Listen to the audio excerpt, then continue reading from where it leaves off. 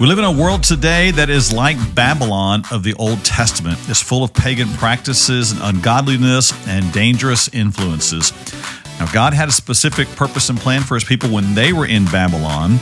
Is there a plan that God has for us today as we live in a digital Babylon today? Let's see what the Bible says about that. Hey, welcome to the podcast. So glad that you clicked on this video. If you would, go ahead and like and subscribe to our page. We have podcasts coming out every Wednesday morning at 8 o'clock. And if you have any thoughts or questions, you can comment them. And then we'd also ask you to share this with someone that you think would find this interesting or that they need to hear this as well. So Thank you for clicking on our podcast. It's awesome. So you notice today, Truett and I are flipped in our seats. We're in a different place than we normally are because today we're going to be talking about something that Truett talked about recently at a youth conference. And the conference was called, How Do I Live in Digital Babylon? And so he addressed with students and then on the final night with parents in the room as well. How do we live in this world today as followers of Jesus, but in a world that's like Babylon? It's opposite of God's ways. It's dangerous. There are harmful influences.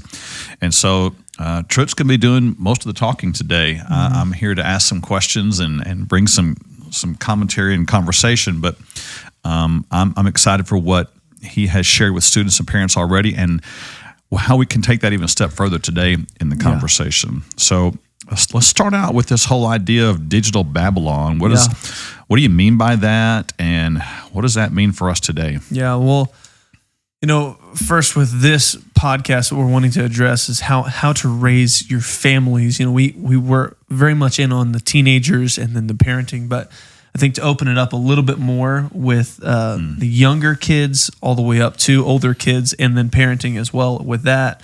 But it's necessary to know if the day and age that we live in, we need to look at the history. We need to look at what has happened. And so we look at what the real Babylon was back in the Bible. It's a very common city that's referenced, and even an idea of a godless city, this Babylon. Okay. And so it's a world or a city that was filled with godlessness and immorality and elevation of sin and kind of a promotion of sin, and this idea of very pagan practices, idol worshiping, living for your own self and what you can do to make yourself happy, to make yourself look good, all of those things. And another big thing is it is kind of like Babylon is known as the people who do not believe in the one true God, or Yahweh from the Old Testament. And so we see that the people of Israel were carried away into Babylon because of their unfaithfulness. This verse from 1 Chronicles 9, verse 1, it says, Judah was carried away captive to Babylon because of their unfaithfulness, as just, obvious as it is there. And that's what was going on even in the book of Jeremiah, that we'll see Israel had adopted the pagan practices of the nations around them, and they had begun to include it in their worship of the one true God, Yahweh. And so God sends them, exiles them into the city Babylon, sends those who were his chosen people, right? The nation of Israel, sends them into Babylonian captivity, that they're going to live there in a world of godlessness. So even though they were followers, even though they believed God and had walked in his ways, they had gotten into their own sin, idolatry, and as a result, they find themselves slaves, captive in a land that is truly ungodly. Yes. It's nothing like their homeland. It's nothing like what they have known. Exactly. And this is where they find themselves. I think we can all kind of relate to that. Exactly. All of a sudden, even for us today, we find ourselves in a land different than maybe even what we grew up in, what our history books have told us. And a very different society and culture. Yeah. And again, it's this idea that, God sent them into Babylon for refining, right? For the nation to be shaken from what it was, what the process in which it was living. And they were sent into a city for those who are truly the ones who will follow the Lord, that they would stand out, and that God would eventually lead them out of Babylonian captivity, and that he would lead them back to Jerusalem And then the goal was that they would reestablish Jerusalem as the city of the people of Israel, right? The city that God would be glorified in, the nation that people would say, that's what the followers of Yahweh, the one true God, looked like. So it wasn't to just punish and decimate them and bring an end to them. No, it was not to bring an end to them. It was to refine them. Yeah. Yeah, you find passages in the Old Testament that describe what that time was like. Even when you're reading the book of Psalms, you find one of the Psalms written from that time period. So Psalm 137, it says, "By the rivers of Babylon, there we sat down, yea, we wept when we remembered Zion." So they're obviously not in their homeland anymore, and they're remembering what it was like, and then they're weeping. And they say, "We hung our harps upon the willows in the midst of it, for there those who carried us away captive asked of us a song, and those who plundered us requested mirth." They were wanting them to be joyful and tell us your song, tell us about your homeland. And they were saying, "Sing us one of those songs of Zion. How shall we sing of the Lord's song in the foreign land?" They said, "Man, how can we do this in this land that we're in their day?" And I think we can all, again, relate to all of this.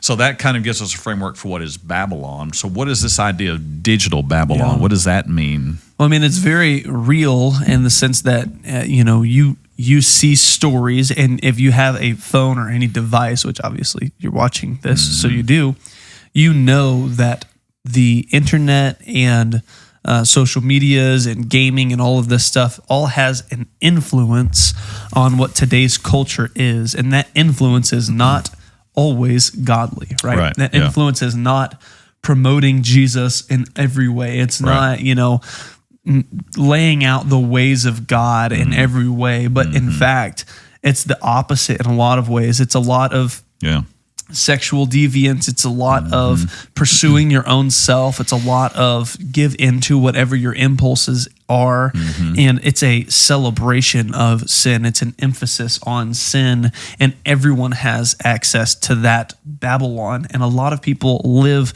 trying to find their identity and worth in what I would call, and a lot of people would call, a digital Babylon. Yeah. And it's a dangerous land, just like Babylon was in that day. It's full of traps. It's full of people who are out to take from you, who are out to take the young.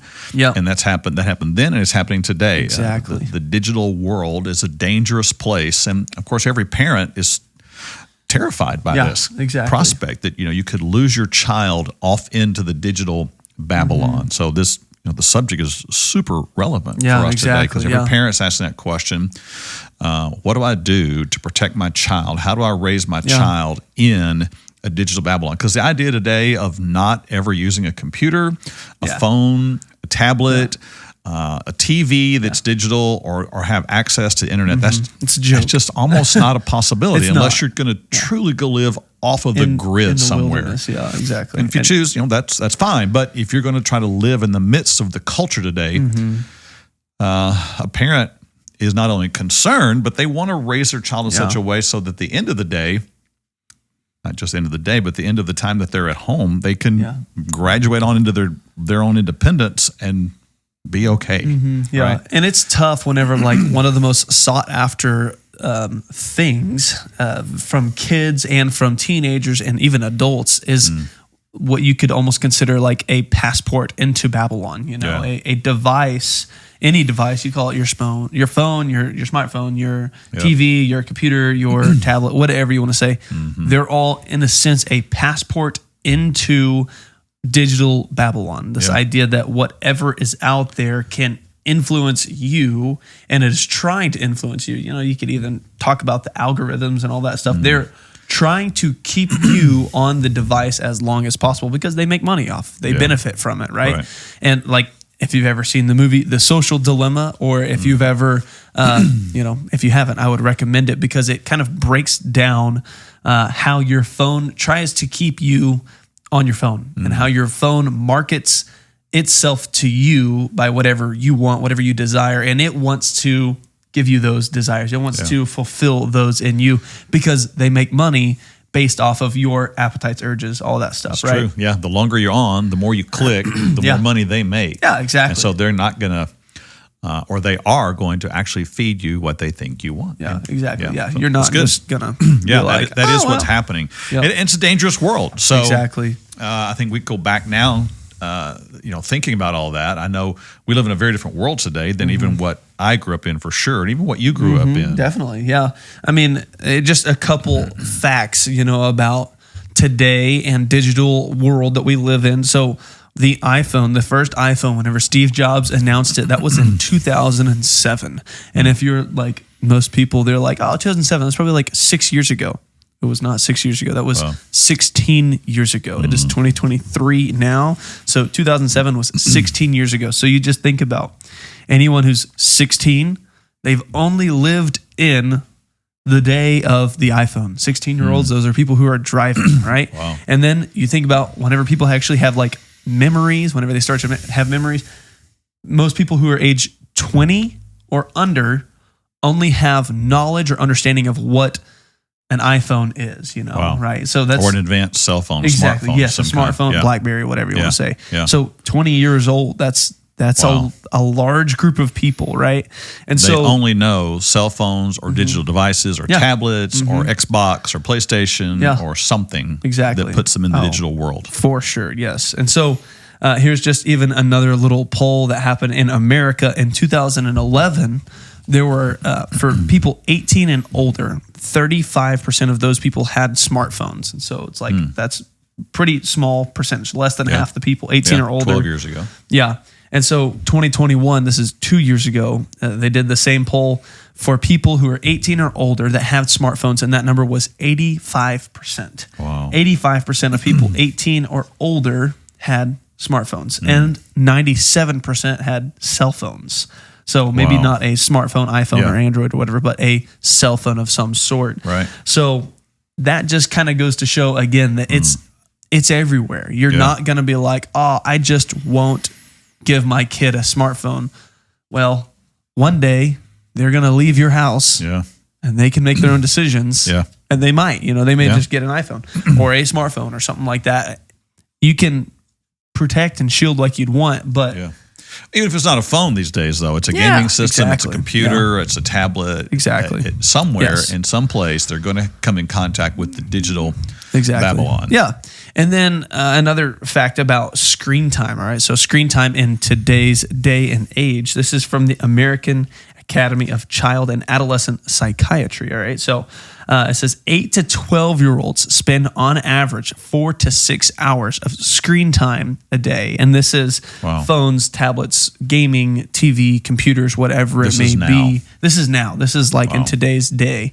And then that's for 8 to 12-year-olds. And this is for 13 to 18-year-olds. It says they spend on average 7.5 hours a day on their screens, whatever the screens may be, Wow. and up to an average of 9 hours. So that's pretty It large sounds like a percentage of the lot, day. but when you think about it, even as an adult, you think, okay, well, I'm probably get up in the morning, check my email, social media, something, send a couple of texts, then I'm off to maybe I get in my car, depending on what year your car is. It probably has some kind of screen. digital screen or connection to the digital world out there. Yep. You get to work, you're going to be working on some type of laptop. digital device. All day long, you're going to go home, probably check some more email, maybe some social media. Always. Yep. Maybe watch a movie, Yep. maybe get onto the digital platform of some kind, and there you go. All that stuff You just can- racks up, and you're like, Yeah. wow, that's a lot of hours that Yeah. I spent on a screen. Yeah. So there's no question that we live in the digital Babylon. I don't Exactly. think there's a question of No. do we or do we not. We No. do. We're in it. It's part of culture. It's where we live. Exactly. Our jobs require it. Yeah. Our life in many ways demands it. So this is where the question comes back. How do Yeah. we live in this? How do we Exactly. raise family in this Yeah. so that they are equipped for the day that it's in their hands and they're out of our home? And so Exactly. this brings us back to, did God have certain directions for Yeah. the people who entered Exactly. into Babylon Yeah. back in the day? Exactly. If so, maybe there's something there for us. Yep. Yeah. Again, I would say for everything, if you're encountering something, I would say try to find someone else or something else that they have gone through the same thing. And then how do I face this? So what better picture for us than to look at what God said to the nation of Israel as he was leading them into Babylonian captivity, right? Yeah. Them being exiled. So this is Jeremiah 29 verses 4 through 7. It says this, Thus says the Lord of hosts, the God of Israel, to all who were carried away captive, whom I have caused to be carried away from Jerusalem to Babylon. So this is all under his hand, under his authority. This says this is what his call or his charge was to the people of Israel. It says, build houses and dwell in them. Plant gardens and eat their fruit. Take wives and beget sons and daughters, and take wives for your sons and give your daughters to husbands, so that they may bear sons and daughters, that you may be increased there and not diminished. And seek the peace of the city where I have caused you to be carried away captive. Again, that saying, hey, God is over all of this. It says, and pray to the Lord for it, for in its peace you will have peace. So again, they're being led out of Jerusalem. This is not just some small town, but this is where their temple was. This is where their language was known. This is where their religion was known. This is where their faith practices. This is where their family history. This is where everything had come from. And so they're being led out of this, and even their temple was destroyed in this exile.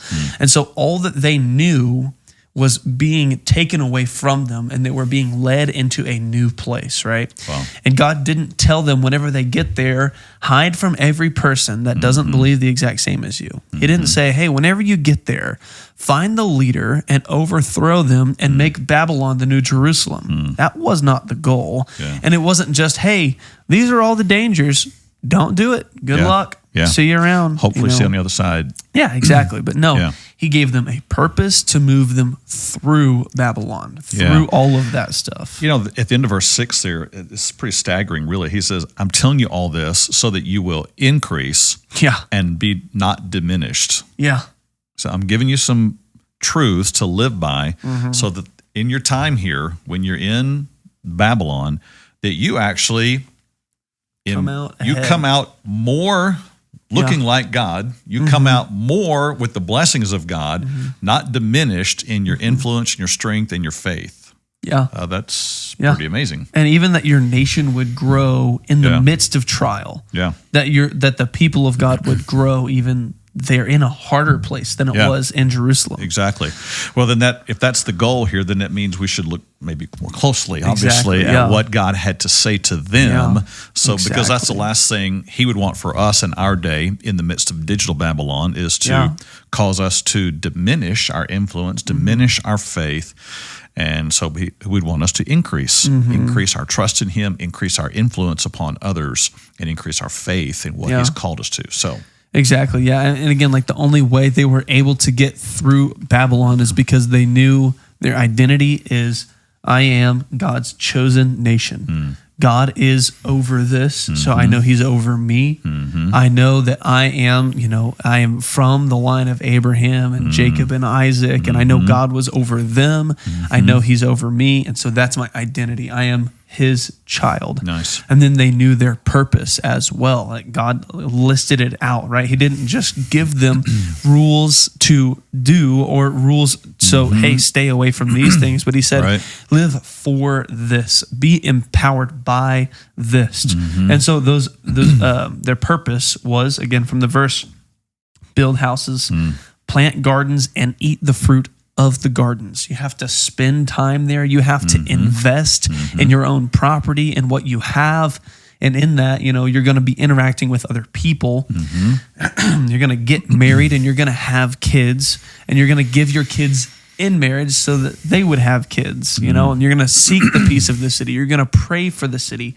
That's your purpose, is to make that city a better place because you're a follower of God, not overthrow it, not run away and hide from it, and not just be apathetic towards it, but instead seek the peace, bring the ways of the Lord even into a godless culture, right? To increase, to walk in blessing even in the midst of Babylon. Yes, exactly. Okay, cool. And again, the identity of, I know God has been faithful to the ones before me, so I know he will be faithful to me now, and I know he'll be faithful to the future as well, I'm sure parents in that day, though, were still asking the question, hey, with all this going around out here, what am I supposed to do with my 10-year-old. Exactly. Yes. Yeah. So you got to think again. The people who are being exiled from Israel. This is not just like, oh, these were like 50, 20-year-olds, but no, this is like a whole nation. This is every age range. This is all the people all being sent out into this land. And so you have parents with young kids, teenagers, all this kind of stuff, right? And they had to be asking the question, should my kid go around the others? How are they supposed to interact with the others?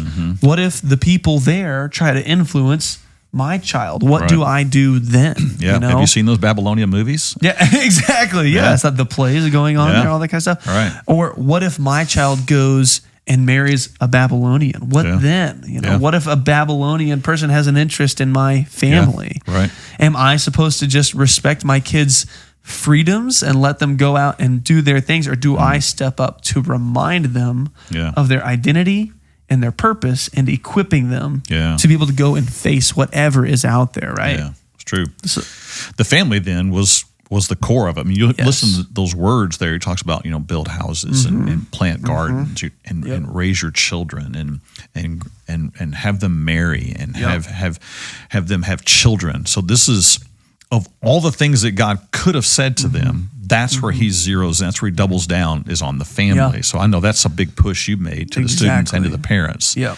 absolutely. So a little bit after that, Jeremiah 29, a few verses later, it says that God was going to have them there for 70 years. For 70 years, they were going to live in Babylon. And then he makes a promise and says, I will deliver you from Babylon, and I will deliver you back to Jerusalem. Wow. I will bring you back to where you came from, where your history is at, where your temple was, all of these things. Because again, he wants them to come back as a nation who has increased and who knows and walks in God's ways even more. Yeah. So again, there would be the Jewish people, there would be the people of God who would go into Babylon and never see the end result. They would never see back into Jerusalem again, right? These are the people, again, if we're thinking of a whole nation, those who are old and those who are young. If you're 70, you are going to die in Babylon. If you are even 50, you'd be 120 by the time you get out. You're going to die in Babylon. If you're going to be 30, you're going to be 100 by the time you get out. You're going to die in Babylon. So the only people who would make it back into Jerusalem would be those who were, at that time, the teenagers, those who were the kids, and then the generations to follow there. So what all of the people, you've got to think, all of the people who were older than probably 25 all spent their time saying, I'm doing everything I can to invest into the generation that's being raised up now. I'm doing everything I can to instill, hey, this is what our language is, because whenever you get back to Jerusalem, I don't want you speaking the Babylonian language. I want you to be speaking Hebrew, because that's who God made us, right? And I don't want you to go back knowing only Babylonian stories and mythology and all this stuff. No, I want you knowing who God is, how he created us, how he worked in our family line, and how he worked through, Abraham, Isaac, Jacob. I want you to walk in the ways of God whenever you make it back to Jerusalem, so that we can see the temple rebuilt. Every person had to be thinking that. 70 years. They all understood the importance of the next generation. Yeah. And so then he was saying to them, in essence, the family is the way you're going to survive Babylon. That's the only thing coming back out of here. The family is what's going to take us out. The family is what's going to be the essential building block as we rebuild the nation in the future. Wow. Exactly. That's good. Yes. So from those verses and from what we know now is history to us is they did. They rebuilt their families, and the focus was the home. Was the relationships in the home. The focus was on them knowing how to provide for themselves. The focus was on the future, as you said. They were doing what they did, no matter what age they were, for the next generation. The focus was on building toward that moment, was for building toward the time out of captivity, and for raising up future generations, preparing for the children and the grandchildren and so on, and then living out our faith in the home, knowing the history, all of those pieces. And you can read in Ezra and Nehemiah, those were men who came out of Babylonian captivity. They were the ones that made it back to Jerusalem. And Ezra is the one saying, we need to reestablish the Torah. We need to reestablish the ways of God. We need to put the scriptures together and teach them to the nation. Then you have Nehemiah who's saying, I'm going to rebuild the city of Jerusalem. I'm going to make it a great nation again. And those were the people who were poured into by the generations previously, because they were born not knowing anything but Babylon. They were born not knowing anything but godlessness in the city, not knowing anything but, pagan practices everywhere. But because they were taught by the generations before them, this is what Jerusalem ought to look like. This is what the child of God ought to look like. Then they were able to go back to Jerusalem and say, because of what other people have told me and what the scriptures say, this is how a nation is supposed to look. So instead of being caught up in the fear of what was happening in Babylon, God was instilling in them vision and hope for a day beyond Babylon. Purpose. And there's, that's a truth that runs throughout Scripture. There's more power in living for truth than there is in trying to not sin. Exactly. Doesn't mean we should try to sin, but the minute you make it your focus to try to not sin, you'll walk in defeat. You will. But if you walk in a purpose that's greater than yourself, that's given by God, you'll have a reason to live that's greater than the temptation around you. So you find that principle or truth throughout Scripture. You find it in the New Testament as well. Paul simply states it in a verse in Galatians where he says, walk in the Spirit and you shall not fulfill the lust of the flesh. It's the same thing. When you have your purpose that you live for, then you won't give in to the desires of the flesh and the temptations around you because you have a greater purpose that you live for. Paul did the same thing when he talked about not letting sin reign in your mortal body. He talked about presenting yourselves to God as those alive from the dead and letting righteousness reign in you. It's that same truth. And that's what we see here in Babylon. So now I think we're getting to a place like where we understand, okay, I think I'm seeing some building blocks come together then, some framework for how we're to live in our day and time. How do we live in this digital Babylon based on these truths? So let's talk about some ways we apply this into our home, because if you're listening, I get it. You're thinking, okay, that's great. I think I get where you're headed here, but how do I do that? What's the step? How do I do this? Yep, for sure. So again, to do that, let's look back at these verses that God said, hey, this is what your purpose was to do in actual Babylon. It's to build houses and dwell in them. Okay. Right? Build houses, dwell in them. Plant gardens and eat their fruit. Take wives and beget sons and daughters, and take wives for your sons and give your daughters to husbands so that they may bear sons and daughters. Again, pass on faith, future-oriented. Increase, don't diminish. Don't lose hope, but instead have children. It says that you may be increased there, not diminished, and seek the peace of the city where I have caused you to be carried away captive, and pray to the Lord for it, for in its peace you will have peace.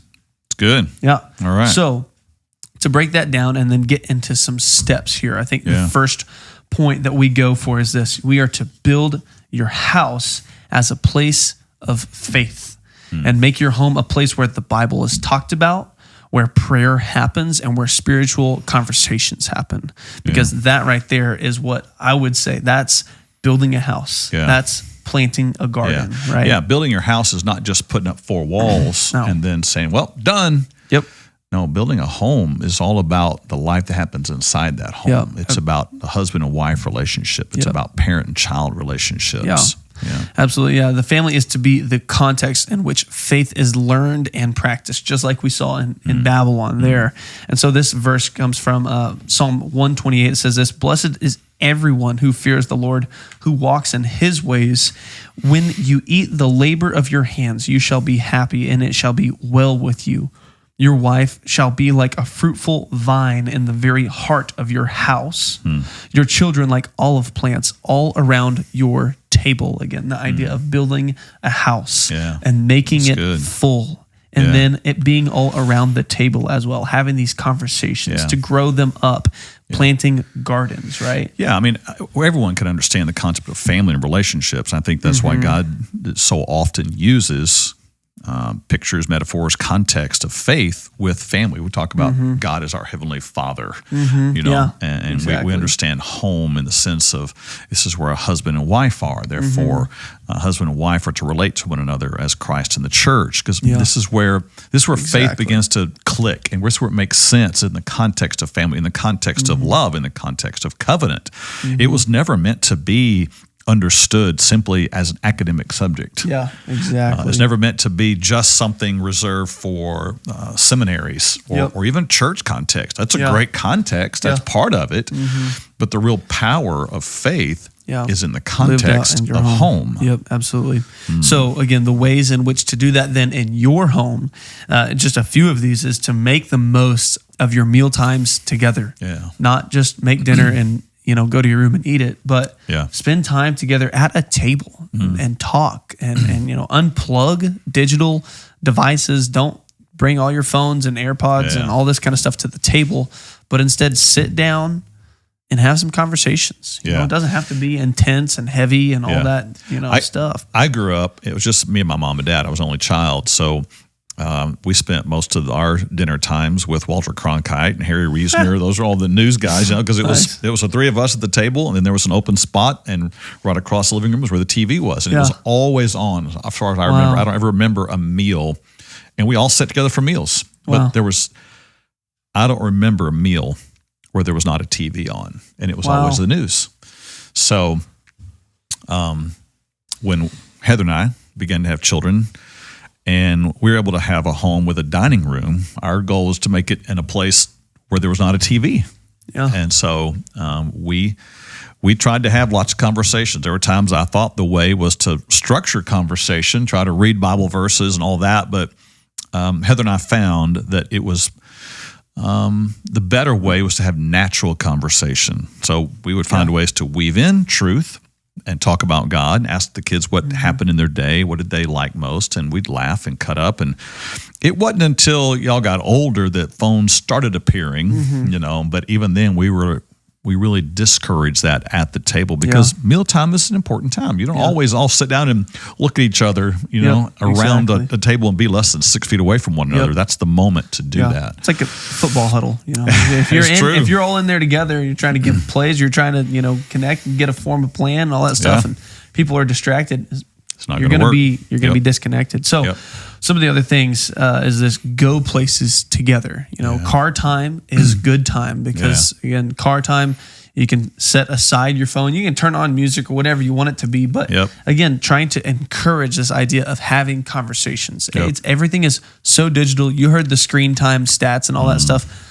It's okay and good to set aside your phone and have some discussion in the car with your family. Yeah. It's necessary. And it means some work if you're mom or dad, because you got to find some questions. And the internet's a great source for that. You go out and find icebreaker questions and discussion starters. They're all out there. Just be creative.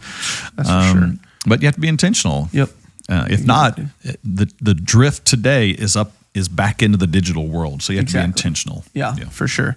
And then I think another big thing in that, at the dinner table, in the car, all that stuff, is it's not lecture time. In fact, it's best to ask a question, let a little bit of silence hang. You don't have to answer it right away. They don't have to answer it right away. But even if they give a small answer, ask something else. You don't have to be like, oh, yes, I heard what you said, that one thing. Let me tell you 10 stories, and then let me kill this conversation and dominate it, Because then they're like, I don't think I ever want to tell you 3 reasons why you're wrong. Yeah, that's also the worst. I get it from a parent perspective. I remember those moments. I get it. It's you just think, oh, that's not exactly right what you just said. Exactly. But you have to remember the goal. The goal is to create conversation. And if their every moment of opening up their mouth is met by you talking 3 times longer about what they said was wrong, they're saying they're done. They ain't talking. Exactly. And they don't have to hear 10 reasons why they're wrong. No. You can let it just rest. Bring it up later if you want, however that looks, But again, this is the idea of planting gardens. After you have built your home, none of this stuff just comes naturally. Naturally, we will get on our phones. Naturally, we will not talk as much, This goes back to the truth of if you want if you want to prevent them from drifting off into digital Babylon, then you've got to have something much more interesting and appealing at the table. Exactly. Yeah. So like I heard of a family that they make every Saturday night the place to be. They make it, hey, we're going to do dinner and you can invite as many friends as you want over and we're going to cook for them. Even if that means we're going to have 30 people in our house, we're going to make it fun because they say we want our house to be the place where people want to be. Yeah. We don't want our house to be the downer and the like, oh, we got to follow all the, and do all this stuff. And, I can't do anything around here without getting corrected, all that stuff. They said they wanted to do game night and dinner or watch a movie or something where they're all together, right? And they can bring their friends. And to where whenever eventually they would grow up and they could go off and make some other decisions, they could go off and hang out other places.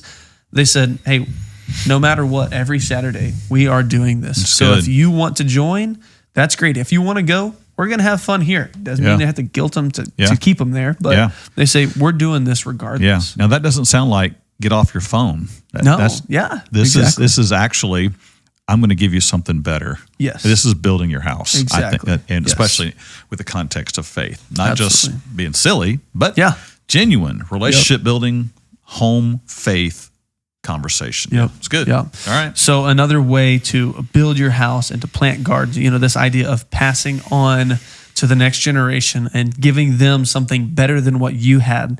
It's this: be honest with your children about your own past failures and your current struggles. And this tough. That's scary for a parent. Yes.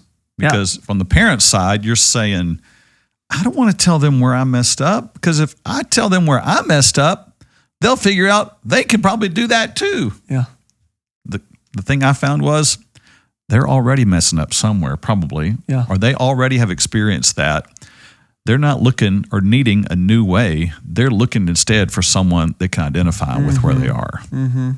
The thing that I've said and thought through as well is, if a parent opens up to their child and says, hey, here's what I've gone through. Two options. Either the child says, you know what? I'm just going to go ahead and run with it and do this anyways. If they go out and do it and then they realize this is the worst mistake ever, they can say, I know this person, I'm not alone in this, and I can go and talk to them because they would understand. Right. Or they'll hear you and they'll hear your warning as well, and they'll say, yep, I'm staying away from that. Yeah. Because I understand the pain that it brought. I understand the burden that it is. I understand that you really mean it whenever you say, I should not go and do, or this really hurt me when whatever it is, And there's this thing that I think it helps with, is that it helps your child know you're not perfect. I know every parent knows they're not perfect. Yeah. But just because you're in the role of the parent and you're the one giving out the rules, sometimes the child thinks, well, they're just the rule giver and they always did what was right. But when you break that fourth wall, and say, look, here's what happened to me. There's something that happens powerful in that moment because you identify with them. I think that's why you get in the New Testament where the Apostle Paul, who was, the guy that was the leader of the New Testament church, he's planting churches, he's the guy everyone's looking up to. You find this very honest statement from him in 1 Timothy where he's writing to another young pastor, and you'd think, okay, Paul, you're writing to a young pastor here. This is the moment to really appear strong and show yourself. Exactly. This is what a man of God really looks like. Don't let him see you sweat. Well, he writes and says, God was merciful to me in order that Christ Jesus might show his full patience in dealing with me, the worst of sinners. Like, Paul, you just gave it all away to Timothy. Now he's going to want to go do that. Yeah. No, and instead, God chose to use that and keep it in the scriptures, be recorded for all eternity for us. And Paul goes on and says, I tell you this as an example of those who would later believe in him and receive eternal life. So it's good and right to help your child see you're a sinner too, in need of grace from Jesus. You're not the perfect 10 Commandments. You need the gospel too. So that all ties in with this whole thing about living in digital Babylon. You might think, well, you're not talking about phones again. What's wrong with y'all? Well, we are, because we're establishing that there's greater power in building your house as a place to live than just building the walls around where you live. Exactly. Yes, absolutely. Walls are important. Yep. But what's inside the house is more important. Yeah. And one other thing, you may be thinking, well, I didn't deal with phones and all that kind of stuff in my day. Right. I can't really relate with that with my kid. However, I'm sure you could say I struggled with my identity and my worth and trying to find pleasure and everything in my day. Well, guess what? So as your child, they just have a phone that offers those things to them in their hand. Yeah. You know? Sure. So I'm just saying there's that connection as well. Still real. That's right. So the third one here is this: set necessary digital boundaries for your home. You know, so many people and parents are asking this question: do I have a phone or no phone for my kid? Do I have this app or not this app for my kid? Do I read every single text at night, or do I trust them with the freedoms that they have and the freedoms I've given them? I mean, I would say that some guidelines are definitely helpful. I think, you know, every family is different, and then within every family, every child is different. Yeah. Some will take that phone and be very, you know, spot on about it. Some will take that phone and push the boundary with it. So some guidelines are helpful. Maybe that looks like limited daily use. Maybe it looks like, hey, put up your phone 30 minutes before, an hour before you go to bed, something like that. Maybe it's, hey, you can only use your phone whenever I'm around or whenever you're with others or whenever you go out to an event, or, hey, we're going to have everything that you do on there I can see. Those things are all awesome and essential for some families. That's right. I think it's great, you know, that we have, again, the ability to do that is incredible. Right. But still, I would say monitoring is great. It can be necessary. It is a great tool. But how much greater would it be for your student or for your teenager to have such an awareness in them that whenever something is up, or something is off, or something needs to be brought to your attention, that they would be able to turn it down and say, hey, here's what happened. Hey, I want help. Hey, I need help. Hey, I don't know what to do in this situation. How much better would that be? Monitoring is great. It's necessary for a time, especially as you get into the whole phone realm, and especially for those, maybe you're already in it, you've never done it. Start with some of those steps. But towards the end of, I'm equipping my person who has this phone or who has this device, I'm equipping them to know how to handle it, right? You're not just tossing it at them and saying, see ya. Yeah. You know? Yeah. And the temptation, I think, in many Christian homes is to go all in on this one, set the boundaries to the neglect of the other 6 truths that we're talking about.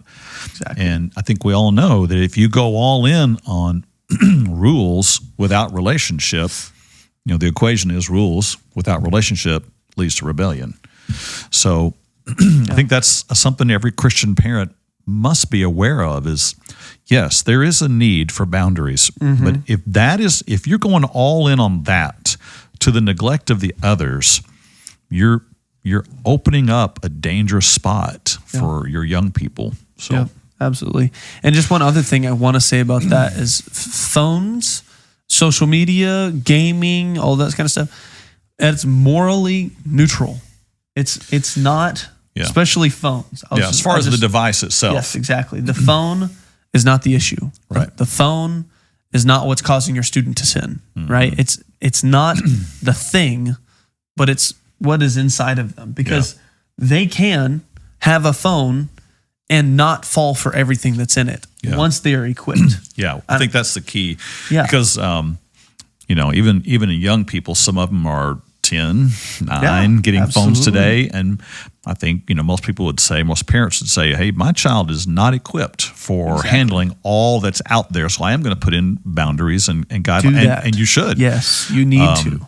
But again, the goal is to so equip them in this process with their identity and their strength. And here's how we live in Babylon right now, that the day comes when they graduate from home, they move on, that they know what to do. They're not all of a sudden like, oh my goodness, now look what all I can do. You know, that's the last thing any parent wants. Yes, exactly. But they're understanding, hey, this is exactly what mom and dad were talking about, this situation right here. Right. And I know how to face it. Again, that on phones, there are apps, pages, whatever you want to say, that will seek to influence and tear down and destroy in every way possible. There are those out there. Right. However, on every phone, on every device, you've got Bible apps, you've got, right now media, you've got all this stuff. That's great content. That's amazing. That will build your faith and all of those things, right? Yeah. So phones are morally neutral. And I will stand on that. The device, yes. The device is morally neutral. But it is our goal, it's my passion and desire as a youth pastor to equip the teenagers in our youth so strongly that they will be able to stand for Christ in whatever temptation comes at them. Right? That's good. All right, so the next one is this, that we are to inspire and instill in our children and in the teenagers and all of these people that what God's vision, purpose, and passion is in their life, right? So we are to help them learn that God has a very specific destiny for them, and not just a list of rules, or you just have to abide by these things, then life will be okay, right? Yeah, but we get these verses from Psalm 127. It says this: children are a heritage from the Lord, offspring a reward from him. It says, behold, children are a heritage from the Lord. The fruit of the womb is a reward. Like arrows in the hand of a warrior, so are the children of one's youth. Right? It is a gift. It is a blessing. It's a reward to have children, and we are to equip them to be the arrows that we get to shoot out one day, and they will be mighty, right? Yeah. Recently in our men's breakfast Bible study, we've been going through the life of Samson. It's very interesting. In the life of Samson, his parents were given a vision from God about what Samson's purpose was. We don't have a whole lot of information about how they parented him, but the absence of what they did speaks louder than anything, because it seems like what they passed on to him was a list of rules. He was given what was called a Nazirite vow that God had put upon his life. That said, you cannot touch dead things, you cannot drink alcohol, and you're not to cut your hair. So there's no indication that his parents taught him more than that. In other words, they built their home around just those rules. Yeah. They didn't instill in him what also he was to be the deliverer. Yeah, he was called to be a deliverer of his own nation. Yeah. But so what you find is as soon as Samson's able to be on his own, he ventures off into Philistine territory. He's off with alcohol. He's off with women that he wasn't supposed to be with. And he wrecks his life. Yeah. And I'm sure they must have thought, what did we do wrong? Yeah. Well, they built their home around some rules, and he built his life around some rules. And as soon as he could get out from under them, he went. Yeah. They never established this greater sense of purpose and calling. And man, I think, if parents can do that today, instill in their young people a sense of God has a purpose for your life. God has a reason he's created you. There's some powerful truth in that puts inside a young person a sense of, okay, I've got a reason to live here. Exactly. I've got something bigger than myself and bigger than that temptation. And you don't start that at age 18. No. You start this age born. Yes, at birth. You pray over them, and you speak with them, and you speak highly to them and of them. Yes. And you encourage them, and you tell them the things that you see in them that God has given them, right? Because every person has been given spiritual gifts. Every person has their own unique set of abilities. And we, as those who are in authority, are to encourage them and promote them up in those things, right? Tell them how we can see God using them, and that it would take heart in them, and that they would come alive in that, right? It's good. We can't just rely on a set of not to do, right? But instead of hey, here is who God has called you to be. So just some of the identity character traits, I guess you could say, that we hold as believers. Even this is just from the first chapter and a half of Ephesians, that we are chosen. We have been adopted into his family, right? Under the Father, that we are accepted. We are redeemed. We have been sealed with the Holy Spirit. We have eternal peace in that. We have been made alive. We've been seated in heavenly places with him, and that we are his workmanship. If we could instill that in the young people in the church today, and imagine what they would be like 10 years from now, where they live saying, I am his workmanship. I am not in my own hands, but I'm in his hands. If we could be doing that, that's a different generation. You could make it out of Babylon. Exactly, yes. And if you can instill in them purpose, hey, you are the salt and light of the earth. You are to bring about good. You are to shine light. You are to bring about truth wherever you go. If we could instill that purpose in them, how much of a difference would that make? It'd be incredible. So the next thing is this: ask your children about their hopes, dreams, talents, and skills, and how they want to serve God. It's one thing for us to say, here's how you can, here's what you can do. It's just something else whenever they say, here's how I want to help, change, do whatever, right? Yeah. Now here you go, not talking about phone again. Yeah. That's intentional. Exactly. Yes. Again, if you can help them awaken to God's purpose for their life, that will be bigger than anything else in their lives.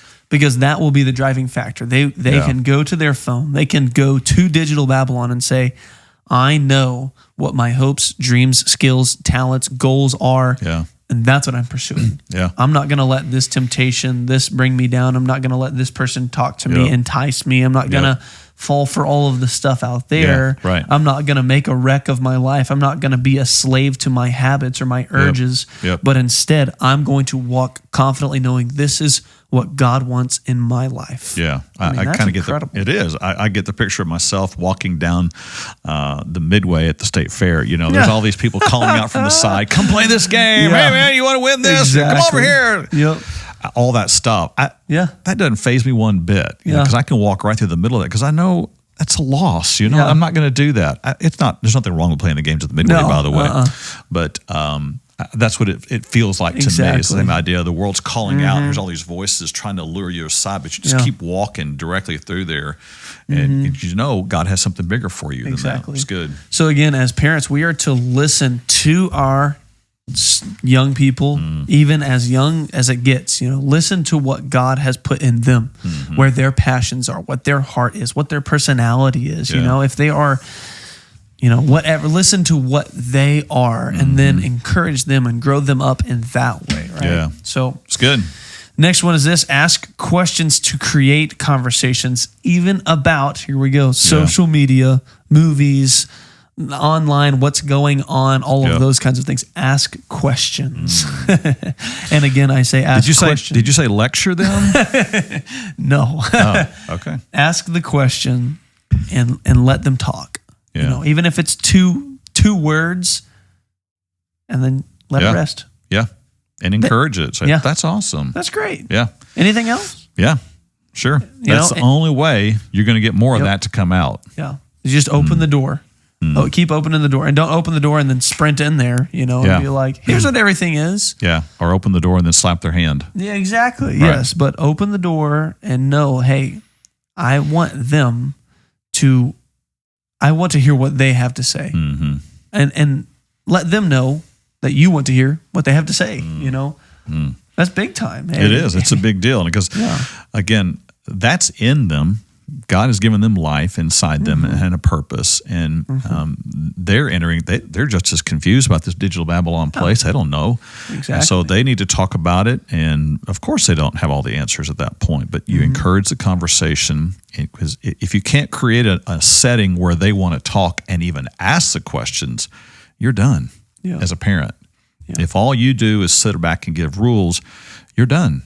Again, rules without relationship leads to rebellion. So I think we see that here, and that's the importance of asking conversation, or asking questions to create conversation. Absolutely. Not asking questions to create traps. No, that's for sure. Yeah, or asking questions that you have just giving yourself a softball to knock out the park. That's not the one either. So do you think it's good to be on social media? Exactly.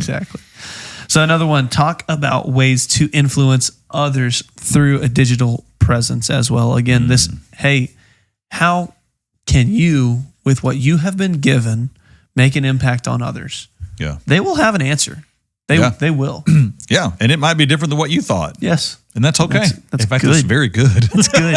It's good whenever they start saying things that's not just what you Yeah. And then you can applaud it and say, wow, that's brilliant. Yeah. And Because then that only will encourage more of that. Yes. Yeah. And especially as you start modeling that as a parent and they see, okay, they're not just out using social media to slam other people and be critical and sarcastic and if you're always telling condescending and if you're always talking about your latest greatest Facebook comment roast session on someone else, that's how they will use the social media. Or that's how they'll say, I ain't never doing that. Yeah. I'll go 180 degrees in the other direction. Exactly. Not always a good one. Yeah. So true. So true. It's good. And then the last one for us today is this: to make a healthy and open relationship with your child. That is the goal. That is the primary over everything that we have talked about. And it really is everything that we've talked about is make a relationship with them, make the family the priority, and make that where I'm going all in on. Yeah. Again, you go back to the passage when God speaks to a people going into Babylon. There's a lot of things he could have said to them. What he said was build houses, plant gardens, raise your children. Yeah. Go all in on the home. Go all in on knowing one another. Do the work. Till the soil, not just out in the dirt, but in your child's heart. Plant the seeds of faith. Practice your faith in your home. And keep evaluating. The way Heather and I tended to evaluate it, not that we were always perfect at it, but did we always have access to our child's heart? That was the goal. Were we winning their heart at the end of the day? Because if we ever, since we lost their heart, their ability to be open with us and us be able to speak into their lives, we knew we were done the minute that happened. Yeah. So Heather was super intentional and sensitive about that. She was our radar. I leaned on her for that, and then we would develop a plan and act on it. Sometimes better than other times, but it's a continual goal. Even with our kids, the age they are now with grandchildren, that's the goal, because faith travels along lines of relationship. Yep. Faith is meant to be in the context of home and family. Yep. And this is why God establishes the greatest goal in Babylon: build your home. Yep. So same as true. If you want to protect your children from digital Babylon, build your home. Build your home. Yep. Can't say it enough. So counterintuitive, but so truthful throughout Scripture. Absolutely. Man, I'm grateful for Truett. That's good. He saw us do good and not always do good at home. And now he's having a chance to influence young people and families and parents. I'm grateful for that, his role here at Vertical Church. And I'm glad we could flip the roles today and him speak. I encourage you to come check us out in person, Vertical Church, Ovilla. Look at more of our podcast online. And it's our goal to lift him up and live him out, especially and even while we live in the midst of a digital Babylon. So way to go, True. Good stuff. Keep lifting him up, living him out.